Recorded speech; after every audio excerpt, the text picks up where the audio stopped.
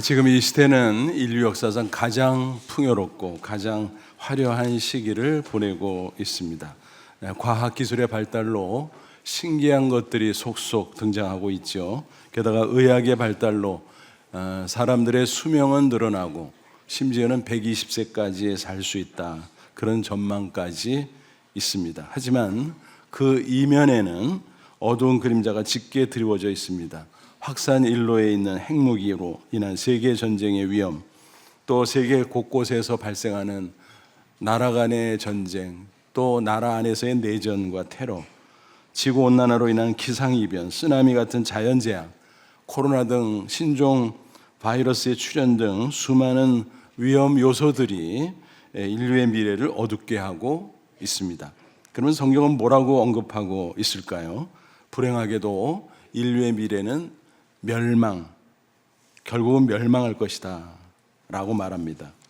그리고 각 사람에게는 최후의 심판이 있다라고 경고하고 있습니다. 그래서 일찍이 영국의 존 버녀는 철로 역정에서 이 세상을 가리켜 장망성, 장차 망할 도성이라고 표현했습니다. 그런데 현실은 어떻습니까?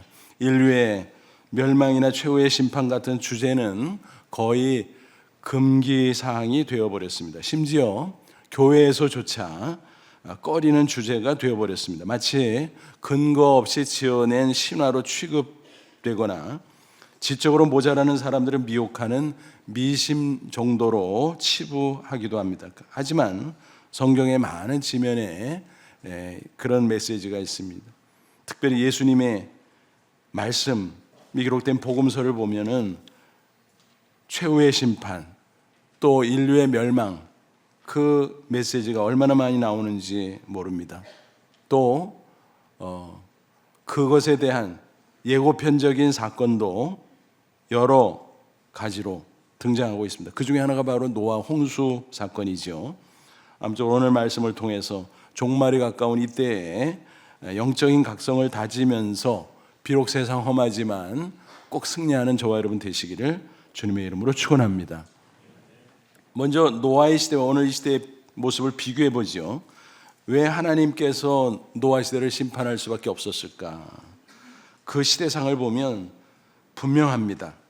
인간들이 생각부터 행동까지 속속들이 부패했습니다. 한마디로 데드라인을 넘어선 것입니다.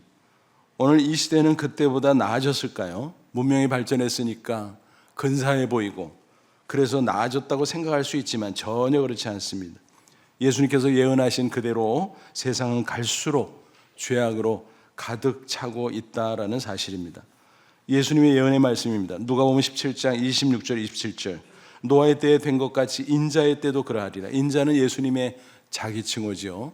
인자의 때는 바로 종말을 가리키는 것입니다. 노아가 방주에 들어가던 날까지 사람들이 먹고 마시고 장가들고 시집가더니 홍수가 나서 그들을 다 멸망시켰으며 그랬습니다.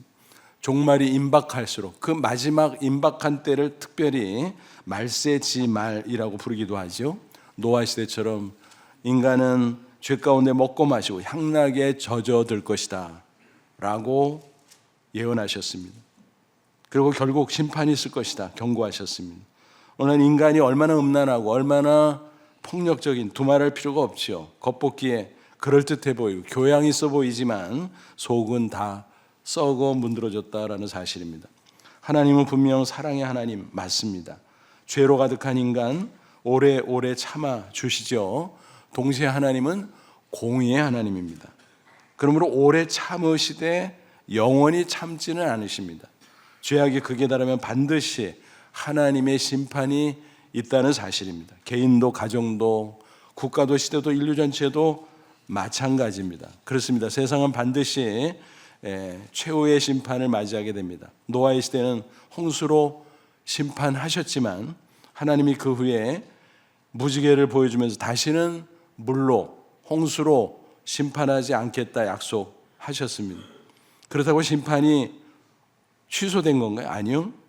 심판은 이때 방식이 달라질 뿐입니다. 불심판이라고 했습니다.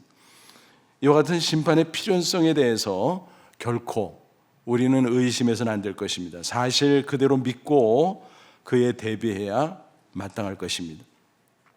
여러분, 지구 종말 시계 둠스데이 클락이라는 게 있죠. 미국 시카고 대학교에서 발행하는 과학 잡지 표지에 매년 초 게재되는데 지구 종말의 날까지 얼마나 남았나 상징적으로 표시해주는 시계입니다.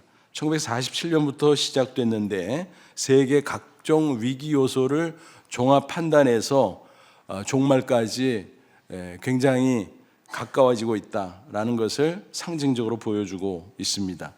2024년 1월 현재 자정 90초 전입니다. 그러니까 최후의 심판, 마지막 종말까지 90초 전, 아주 임박했다는 것이죠. 2025년 기준은 아직 발표가 안 됐어요. 1월 28일 발표 예정이라고 하는데 얼마나 앞당겨질지 모르겠습니다. 뒤로 물러가지는 않을 거예요, 아마. 점점 인류의 종말을 향해서 가고 있는 것이 분명하다라는 것입니다. 성경의 경고가 분명히 있지만 이처럼 과학자들이 전망하는 바로도 인류의 미래는 마냥 핑크빛이 아니라는 사실입니다. 그럼에도 세상 사람들은 어떻습니까? 그런 사실을 새까맣게 잊어버리고 살아갑니다. 내일을 생각하지 않습니다. 오늘 먹고 마시고 죄를 지으며 살아갑니다. 그런 가운데 성도들조차 영적인 잠에 빠져들고 있습니다. 이런 시대를 향하여 성경은 끊임없이 깨어있으라 영적 각성을 촉구하고 있습니다. 대비하라는 것입니다. 물론 전 세계 과학자들이나 정치인들도 대비해야 되죠. 그래서 연구도 하고 대책도 마련하고 그래야 할 것입니다. 하지만 그런 것들은 어느 정도 종말의 시기를 늦출 뿐이지 그 자체를 없앨 수는 없습니다. 주님의 분명한 예언인 것입니다. 그러므로 가장 중요한 대비책을 마련해야 되는데 그것은 구원의 길을 찾는 것입니다. 인간 스스로 찾을 수 있는 게 아니죠. 그러므로 하나님이 제시한 구원의 길, 그것을 찾아야 됩니다. 그게 바로 노아 시대에는 방주였고 오늘 우리의 시대에는 예수 그리스도의 십자가인 것입니다.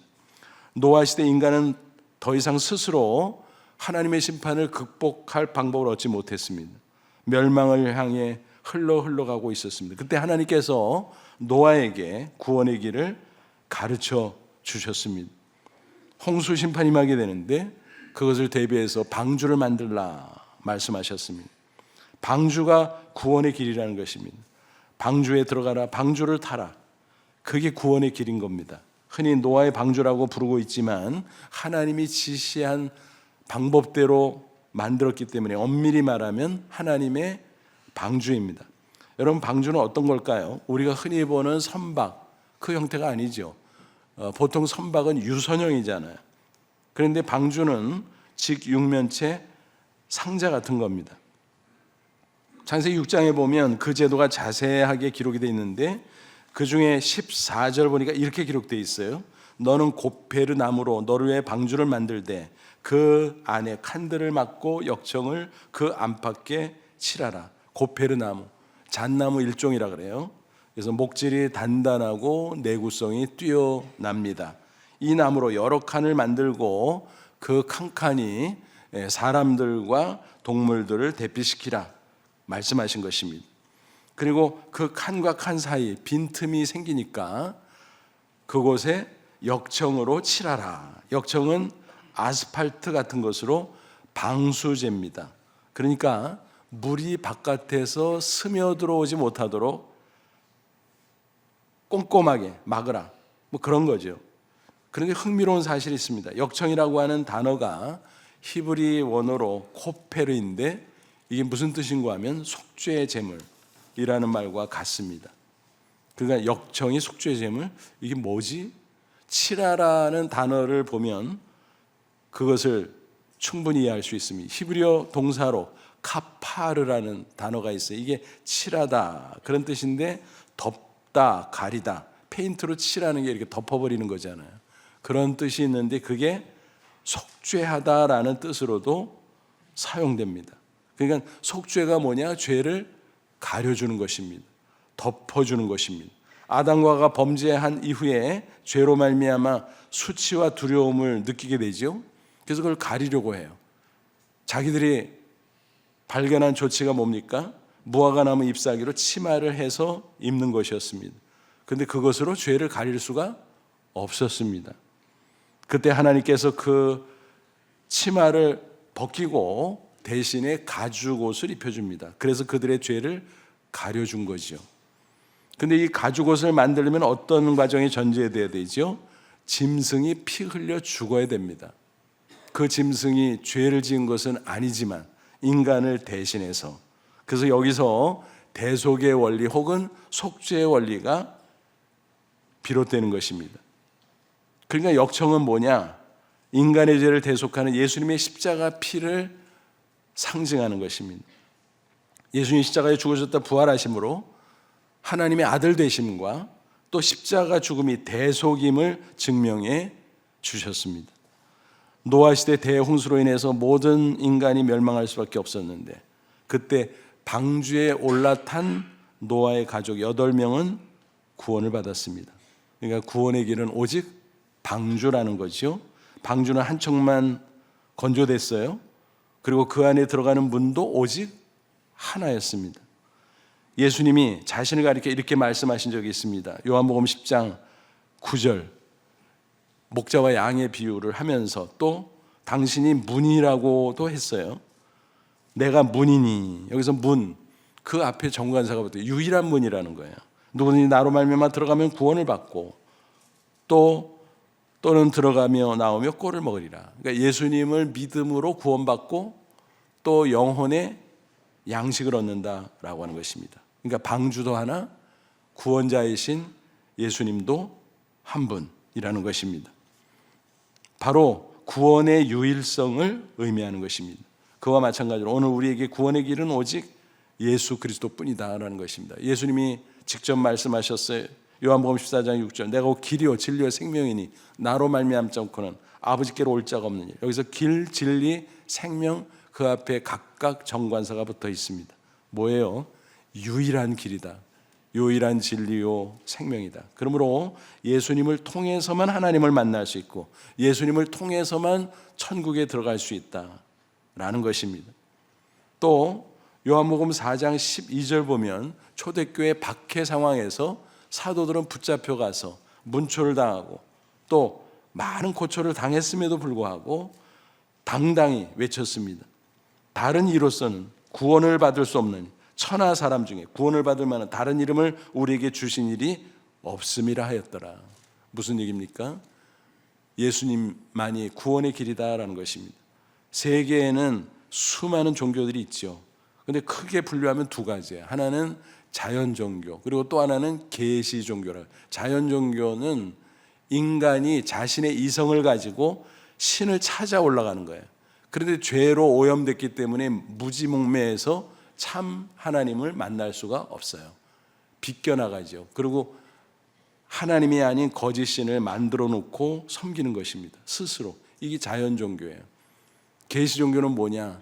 참 하나님이 스스로 자신의 모습을 나타내 보여주는 게 그게 계시죠. 최대 계시는 바로 하나님의 아들이 인간의 몸을 입고 이 땅에 오시는 겁니다. 예수님이죠. 그래서 기독교가 유일한 참 계시 종교. 그래서 예수 그리스도를 통해서만 참 하나님을 만나고 구원받고 영생 얻고 천국에 들어간다라는 것입니다. 노아는요, 맑은 하늘 아래 하나님의 말씀을 듣고 120년 동안 방주를 만들었습니다. 믿음이 있었다는 거죠. 그 모습을 보면서 주변 사람들이 얼마나 조롱했을까. 저 영감님이 망령 들었나 봐. 하늘을 봐, 하늘을. 새파랗다. 비 한 방울도 안 온다. 아니 근데 무슨 큰 배를 만들어 비가 온대나 뭐 홍수가 있대나 이상해졌어. 아마 그렇게 조롱했을 겁니다. 하지만 이 방주가 유일한 구원의 길이 될 줄 그들은 몰랐던 거죠. 오늘도 많은 사람들이 예수 그리스도를 하찮게 생각합니다. 교회를 조롱합니다. 하지만 심판날에는 오직 예수 그리스도만이 유일한 구원의 길임을 비로소 깨닫게 될 겁니다. 하지만 그때는 때가 늦을 것입니다. 이 귀중한 사실을 미리 알고 미리 믿음으로 미리 구원받고 하나님을 만나고 영생을 얻어야 하는 것입니다. 저와 여러분 예수 그리스도가 하나님의 아들, 나를 위해 십자가에 죽었다 부활하신 구주인 것을 믿으십니까? 노아 가족이 방주에 들어갔던 것처럼 믿음으로 예수 그리스도 안에 들어가 구원의 참 축복을 받아 누리시기를 주님의 이름으로 축원합니다. 이렇게 예수님을 믿음으로 구원받은 성도는 마치 하나님의 방주를 타고 있던 노아 가족과 같다고 볼 수 있습니다. 그러니까 방주 안에 있던 것은 오늘 우리가 예수 그리스도 안에 있는 것과 같은 겁니다. 구원받은 성도는 하나님의 방주를 탄 것처럼 복되고 안전합니다. 노아 가족들이 그랬잖아요. 바깥에는 난리 소동인데 그 안에서 복되고 안전한 삶을 살아갔습니다. 그래서 이런 말이 있어요. 예수 그리스도 안에 있으면 오케이, 예수 그리스도 밖에 있으면 KO. 비슷하죠. 오케이, KO. 그런데 뜻은 정반대죠. 그렇습니다. 예수 안에 있으면 하나님께서 모든 것을 책임져 준다는 사실입니다. 그러나 예수 그리스도 밖에 있으면 보장이 없습니다. 보장이. 결국은 멸망을 향해 갈 수밖에 없다라는 것입니다. 그러므로 방주를 타는 사람은, 다시 말해서 예수 그리스도 안에 있는 사람은 구원받고 놀라운 하나님의 축복을 받을 수 있습니다. 여러 가지가 있지만 대표적인 것 세 가지를 요약해드려요. 첫째는 하나님의 인도를 받을 수 있습니다. 우리가 인생을 살 때 어디로 갈지 잘 모르잖아요. 방황할 수밖에 없잖아요. 그런데 하나님이 직접 인도해 주신다는 말씀입니다. 방주 안에 있었던 노아 가족들 방향을 알 수 있었을까요? 전혀 모르죠. 운전대가 없었어요. 노도 없었어요. 닷도 없었어요. 하지만 바른 길로 잘 인도함을 받고 마침내 아라랏산에 안착할 수 있었습니다. 어떻게 가능했을까요? 하나님이 직접 운전해 주셨기 때문입니다. 1년가량 심한 홍수 가운데 무리로 떠다녔을 때 사실 얼마나 위험해요? 그렇죠? 또 얼마나 방황할 수밖에 없잖아요. 그런데 상하지도 않고 헤매지도 않고 정확하게 안전지대에 안착할 수 있었다. 그것은 바로 하나님의 인도 때문이었다는 것입니다. 우리가 이 세상을 살아갈 때 어떻습니까? 한 치 앞도 내다볼 수 없어. 불확실하잖아요. 세상이 발전하는 것 같은데 더 복잡해요. 더 불확실해요. 더 불안해요. 그 가운데 인생을 어떻게 살아가야 돼, 어디로 가야 될지 우리가 몰라서 방황할 때가 많이 있습니다. 하지만 우리가 믿음으로 예수 그리스도 안에 있으면 안심할 수 있습니다. 노아 가족이 방주 안에 있으니까 하나님의 인도함 가운데 안전할 수 있었던 것과 같습니다. 바른 길, 복된 길, 선한 길로 인도함을 얻을 수 있는 것입니다. 흔히 세상 사람들이 길을 찾아가는 방법 어떤 것들이 있을까요? 많이 발전해 왔어요. 옛날에는 길을 가다가 이리 가야 돼, 저리 가야 돼, 헷갈리면 뭐 하죠? 침 튀겨보죠. 원시적인 방법. 그 다음에는 동전 던져보죠. 앞으로 나오면 이쪽, 뒤로 나오면 저쪽. 어리석기 짝이 없죠. 인생을 살아갈 때도 그런 식입니다. 막연하게 운수에 맡기고 나가면, 아, 요즘 발전했잖아. 지도 보고 나침반 보고 그 시대를 또 뛰어넘어서 이제는 내비게이션 얼마나 좋아. GPS, 인공위성으로부터 정보받아서 위치를 추적하고, 야, 신기해. 그런데요, 그것도 아직 불안전합니다.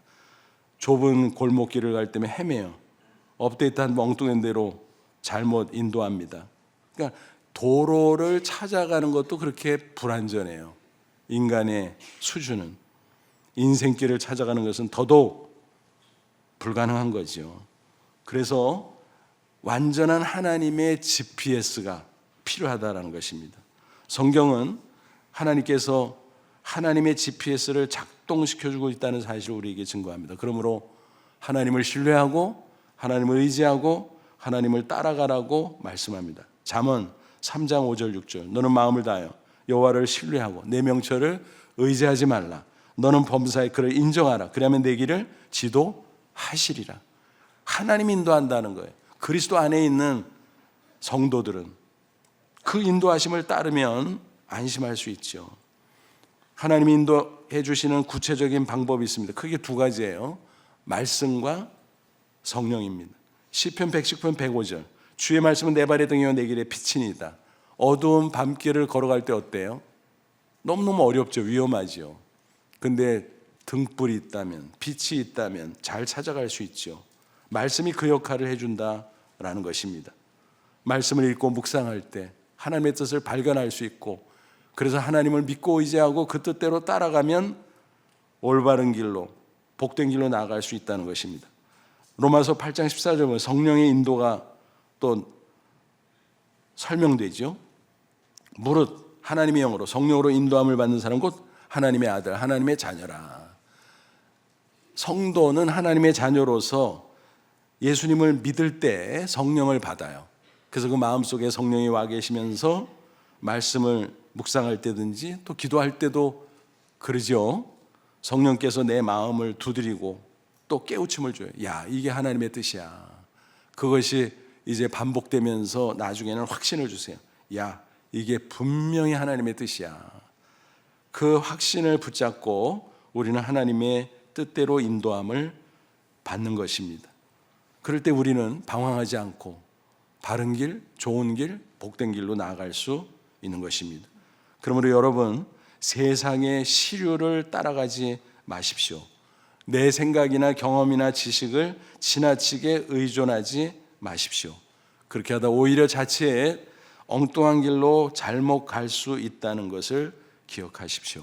성경은 경고하고 있습니다. 잠언 14장 12절. 어떤 길은 사람이 보기에 바르나 필경은 사망이네. 자기 생각에 이게 옳아. 그리고 가는데 나중에 가보니까 막다른 골목이고 사망의 길이고 망하는 길이고 그렇다는 거예요. 그러므로 오직 예수 그리스도 안에 거하면서 말씀의 인도를 받아야 됩니다. 성령님이 마음속에 깨우쳐 주시고 확신케 주시는 하나님의 음성을 들어야 할 것입니다. 이렇게 하나님의 인도함을 받아 살 때 불확실하고 불안한 세상이지만 우리는 바른 길, 좋은 길, 복된 길로 나아갈 수 있을 것입니다. 부디 그런 인도함을 받아 날마다 승리의 삶을 사시기를 주님의 이름으로 축원합니다. 둘째로, 노아의 가족은 방주를 타고 하나님의 보호를 받았습니다. 오늘 우리도 마찬가지, 예수 그리스도 안에서 하나님의 보호하심을 받을 수 있습니다. 홍수가 닥쳤을 때 온 세상에 난리가 났죠. 사람들과 짐승들은 무방비 상태, 속수무책으로 당황할 수밖에 없었습니다. 하지만 방주 안에 있던 사람들은 절대 안전했습니다. 방주 안에 그렇다고 뭐 안전장치가 특수하게 있었는데 그거 아니에요. 하나님의 방주 자체가 그들을 보호해 주었다는 것입니다. 바람이 불어도 괜찮았습니다. 파도가 쳐도 괜찮았습니다. 우리가 상상하건대 야, 그렇게 비가 억수로 쏟아지고 홍수가 온 땅을 물바다로 만들었는데 방주가 흔들리지 않았을까? 흔들렸어요. 그런데 전복되지는 않았습니다. 파손되지는 않았습니다. 안전하게 보존될 수 있었습니다. 본문에 보니까 방주의 제도, 치수, 구조, 형태 등이 쭉 기록이 되어 있어요. 방주의 모양 앞서 이미 말씀드린 장방형, 즉 직육면체였습니다. 큰 상자처럼 생겼어요. 그렇다면 우리가 좀 의심스러울 수 있어요. 야, 뭐 배도 아니고 유선형으로 멋있게 생긴 배도 아니고 큰 상자같이 생긴, 괴짝같이 생긴 그게 40일 동안 비가 쏟아지고 온 땅에 물바다가 된 상황에서 난파되지 않고 뒤집히지 않고 견뎌냈다고? 진짜 가능했을까? 의아한 생각이 들 수도 있을 겁니다. 놀랍게도 그것은 가장 안전하고 가장 견고한 구조였다는 사실입니다. 왜요? 하나님의 방주니까요. 하나님의 아이디어로 만든 거니까요. 하나님은 전지전능하신 분이잖아요. 1993년 한국창조과학회 요청으로 해군사관학교 선박기술연구소에서 방주의 모형을 제작한 적이 있습니다. 축척 50분의 1로. 그걸 가지고 실험까지 했어요. 인공파도를 막 일으켜 봤어요. 그래서 얼마나 센 그리고 높은 파도를 견디나 보자. 그 방주 모형이. 그랬더니 40m 파도가 일어나는데도 끄떡이 없었습니다. 근데 인류 역사상 얼마나 큰 파도가 있었을까 쭉 조사해 보니까 30m 이상 되는 파도는 없었다는 것입니다. 그런데 방주는 40m 파도에도 끄떡이 없으니까 와, 진짜 안전하구나. 그렇습니다. 하나님의 아이디어거든요. 하나님의 방주는 그 안에 있는 노아의 가족, 동물들까지 다 보호해 주었다라는 사실입니다. 하나님의 방주와 같이 오늘 우리도 예수 그리스도 안에 있으면 안전합니다. 하나님께서 우리를 지켜주기 때문입니다. 예수님 약속하셨죠? 마태복음 28장 20절 승천하면서 주신 말씀에 내가 세상 끝날까지 너희와 항상 함께 있으리라. 여러분, 부활체로 쫙 올라가면서 같이 있겠대요. 그게 물리적으로 이해하면 이해가 안 되죠. 그럼 뭘까요? 내가 승천해서 하나님 보좌 우편에 있지만 대신 보혜사 성령을 너에게 보내주겠다. 하나님의 영인 성령을 통해서, 예수의 영인 성령을 통해서 너희들과 항상 함께 있겠다. 종말의 날까지. 그러므로 예수 그리스도 안에 있으면 보호받고 안전할 수 있다라는 것입니다. 그리고 예수님께서 요한복음 16장 33절에서는 또 이렇게 말씀하셨어요. 이것을 너희에게 이르는 것은 너희로 내 안에서 평안을 누리게 하려 하면 세상에서 너희가 환난을 당하나 담대하라. 내가 세상을 이겼노라.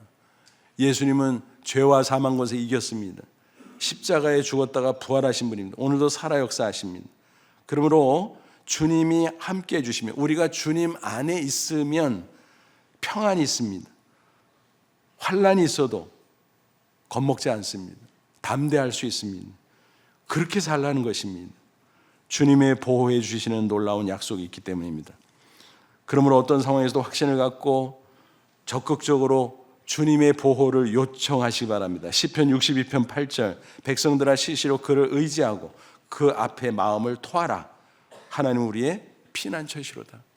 그러니까 방주처럼 우리의 피난처가 되시니까 하나님이, 예수 그리스도가 시시로 뭐예요? 수시로 필요할 때마다 아무 때나 얼마든지 주님을 의지하고 마음을 토해놔라. 마음껏 간절히 부르짖어 기도하라. 그러면 도와줄 것이다, 보호해 줄 것이다 라는 것입니다. 여러분, 이와 같이는 하나님의 완전한 보호하심을 체험하고 승리하시기를 축원합니다. 세 번째, 노아 가족은 방주를 타고 소망을 품고 승리할 수 있었습니다. 오늘 우리도 마찬가지, 예수 그리스도 안에 소망이 있습니다. 16절을 보니까 방주의 구조 가운데 창이 나오죠. 창을 위로부터 1규빗, 1규빗은 한 45cm 정도 돼요. 그 위치에 만들라고 했습니다. 왜 그 위치에 창을 내라고 했을까? 창을 통해서 하늘을 보라는 것입니다. 만약 창을 옆으로 냈다면 어떻게 됐을까요? 홍수 가운데 펼쳐지는 아수라장을 보고 얼마나 불안하고 얼마나 고통스럽겠습니까? 그런데 하나님을 바라봄으로 노아와 그 가족은 위로를 받을 수 있었습니다. 소망을 가질 수 있었습니다. 처음에 비가 억수로 쏟아질 때는 창으로 봐도 불안했을지 몰라요. 그러나 이내 비가 그치고 파란 하늘이 나타났을 때 그걸 바라보면서 위로받았을 것입니다. 야, 됐다. 이제 우리도 나갈 수 있겠지? 이제 새로운 세계가 펼쳐지겠지? 소망했을 것입니다. 여러분, 오늘도 우리 마찬가지예요. 세상을 바라보면 염려가 있고 걱정이 있고 한숨이 있고 불안이 있고 고민이 있고 낙심이 있고 절망이 있고 그러죠. 그러나 우리의 영적인 눈을 들어 하나님을 바라보면, 천국을 바라보면 새 힘이 넘칩니다. 위로와 소망이 있습니다. 어떤 고난도 이겨낼 수 있고 심지어는 죽음이 닥쳐와도 소망 가운데 승리할 수 있다라는 사실입니다. 사도행전 7장 보면 스데반의 순교 사건이 나오죠. 그는 유대인의 공유에 끌려갔어요. 그 당시 이스라엘 사회는 종교와 정치가 하나였어요. 그래서 종교 지도자가 곧 정치 지도자였어요. 공회의원은 요즘 국회의원이라고 보시면 됩니다. 그들이 쫙 둘러 앉았는데 그 앞에 끌려가서 이제 문초를 당하는 거예요. 왜 그랬을까요? 예수님을 증거했으니까. 예수님은 하나님의 아들, 이 땅에 오셔서 육신으로 계시다가 십자가에 못 박혀 죽으시고 사흘 만에 부활하셨어. 그분은 분명 하나님의 아들 구주요, 우리가 기다리는 메시아요 라고 당당히 증거했던 것입니다. 그러니까 그것을 믿지 않는 그들로서는 너무너무 기가 막힌 겁니다. 신성모독이죠, 한마디로. 그래서 저놈 죽여 그렇게 된 거예요. 그래서 너도 나도 달려들어서 돌로 쳐서 그를 죽이게 되는 것입니다. 그런데 그 죽임을 당하는 순교 과정을 보면 너무너무 놀랍습니다. 분명히 돌이 여기저기서 그에게 옵니다. 맞았습니다. 피투성이가 됩니다. 근데 그의 얼굴만큼은 천사와 같이 빛났습니다. 얼굴에도 피가 흘렀을지 모르지만 그것을 뚫고 나올 정도의 찬란한 광채가 있었다라는 것입니다. 그러면서 평안했습니다. 심지어는 원수들을 위해서 기도하는 그런 모습이었습니다. 그리고 잠자듯이 그 영혼이 떠나가게 됩니다. 그럼 어떻게 가능했을까요? 그것은 그가 영안을 들어 하늘을 바라봤기 때문입니다. 어떤 사람은 그래요. 예수님 뭐하고 계셨어? 스데반이 돌에 맞아 죽는데 좀 구해주지. 예수님 어디 가셨던 게 아니고 쉬고 계셨던 게 아니에요. 지켜보고 있었어요. 예수님이 놀라운 일을 하고 계셨어요. 사도행전 7장 55절 56절 스데반이 성령이 충만해 하늘을 우러러 주목하여 하나님의 영광과 및 예수께서 하나님 우편에 서신 것을 보고 말하되 보라 하늘이 열리고 인자가 예수님이 하나님 우편에 서신 것을 보노라. 스데반의 영안이 열리면서 쫙 보였어요. 하나님 보좌 우편에 승천에서 앉아 계시던 예수님이 벌떡 일어나신 거예요. 왜요? 스데반을 보고 있었기 때문에. 이제는 스데반을 천국에 영접하기 위해서, 그를 품 안에 안아주기 위해서 일어서 계셨다라는 것입니다. 그 모습을 스데반이 본 거예요. 천국을 보고 하나님 보좌 우편에 서 계신 예수님을 보고, 그러니까 얼마나 기쁩니까?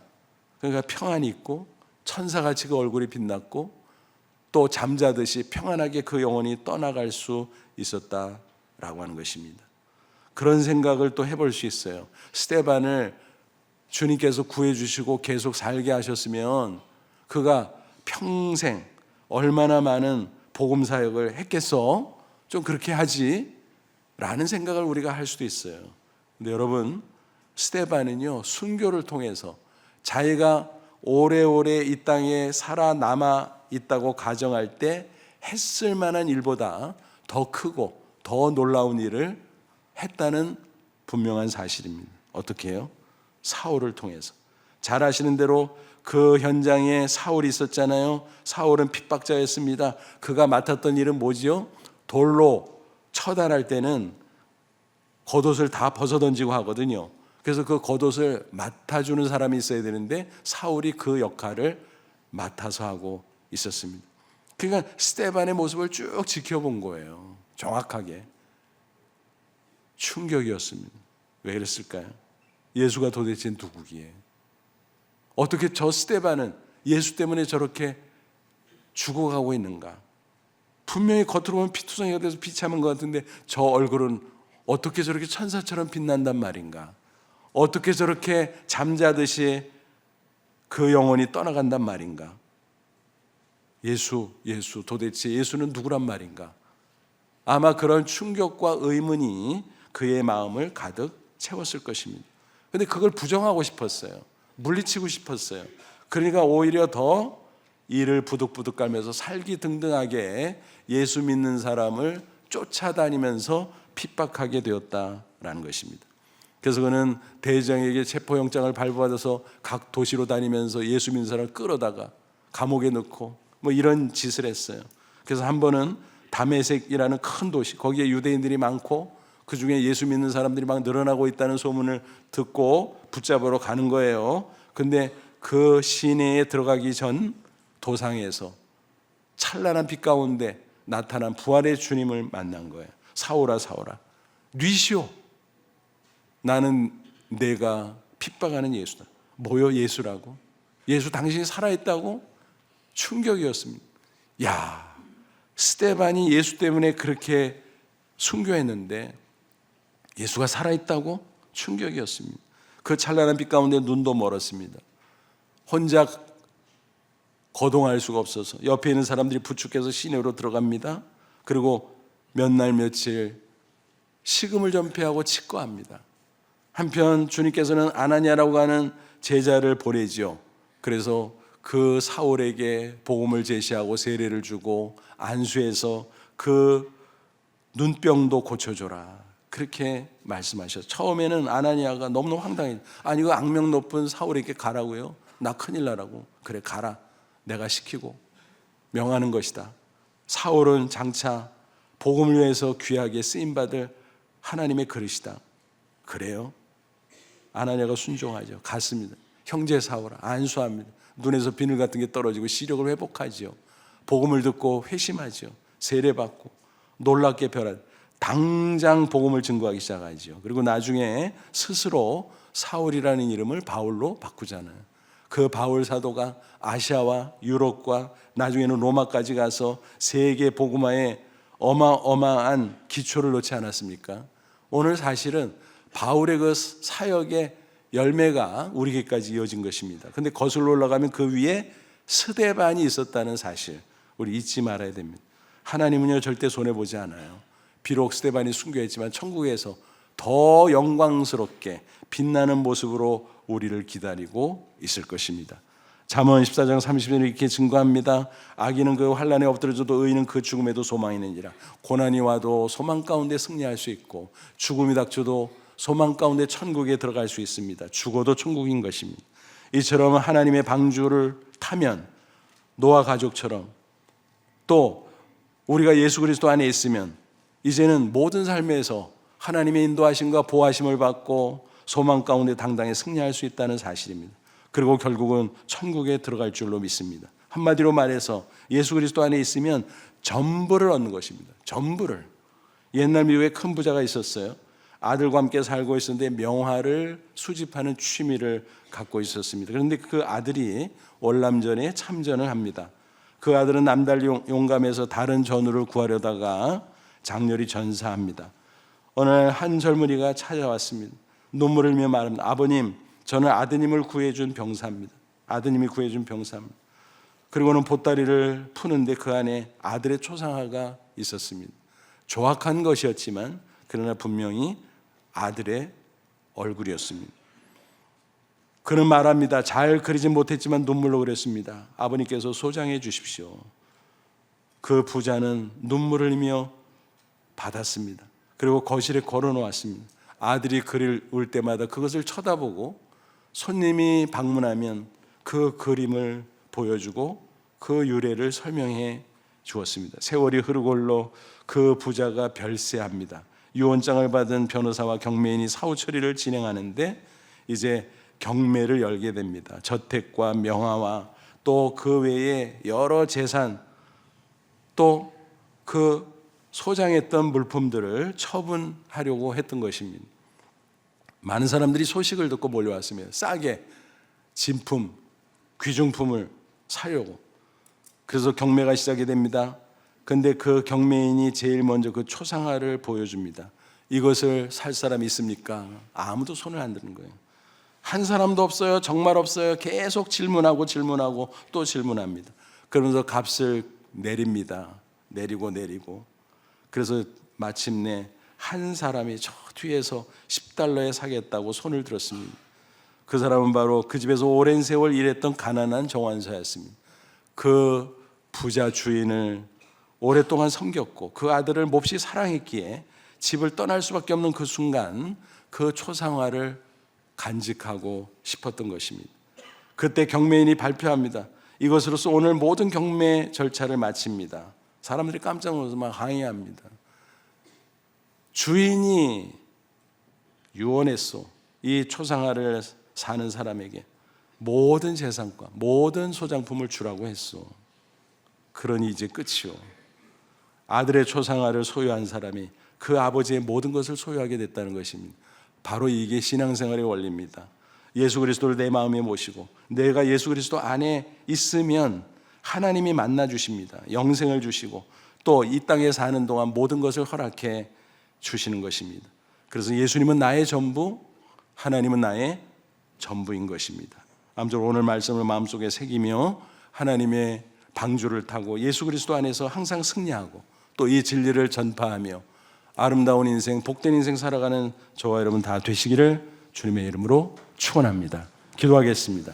이 말씀 붙잡고 기도하자. 하나님, 그렇습니다. 하나님의 방주를 타고 예수 그리스도 안에서 영생을 얻었으니 험한 세상 살지라도, 말세지 말 패역한 세상 살지라도 하나님의 인도하심, 보호하심 얻게 하시고 또 소망 가운데 승리하게 하시고 죽어도 천국임을 확신하고 당당하게 살다 천국에 들어가는 저희들이 되기를 원합니다. 복음의 증인으로 살기를 원합니다. 우리 다 같이 간절한 마음으로 잠시 기도합니다. 하나님, 우리 아버지 고맙고 감사합니다. 오늘도 진리의 말씀으로 우리를 가르쳐 주니 감사합니다.